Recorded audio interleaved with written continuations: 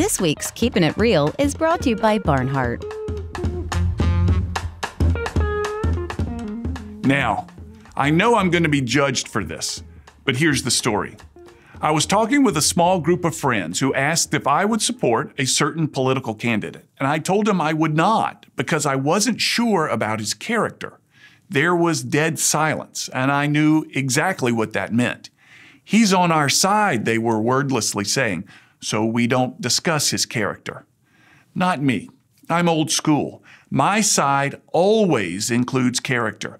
Your character matters to me, and I think mine should matter to you. I've read some really strong definitions of character from Aristotle, Winston Churchill, Abraham Lincoln, and many others, but I think we can boil it all down to a couple of things. 1, you do what you say, and you say what you do. And 2, you stay consistent when you think no one is watching.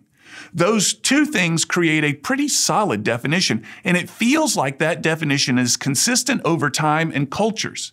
If I could talk with a rice farmer in China 1,000 years ago, I'm pretty sure he would basically agree. It feels like an unchanged quality of humanity. It's universal. It's timeless. So when did we start looking away when the person in question furthered our own agenda or our team's agenda? When did our value of other people's character become so cheap? Now, I can hear some people objecting, saying, well, who are we to judge? And I get the point, but I think there's an important distinction being lost here. For example, not too long ago, the Pope was asked if homosexuals could get into heaven. Who am I to judge, he said. And it was the perfect answer because it wasn't his position to judge. He might be the Pope, but he isn't God. Still, if we're talking about making a vote or a donation or deciding whether or not to work with a certain person, well, then it is our position to judge. More than that, in fact. Like it or not, it's our responsibility.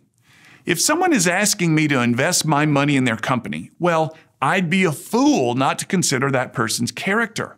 It's really no different when we're talking about investing our votes. I know it's harder when this person is on our team, especially when they're telling us exactly what we want to hear.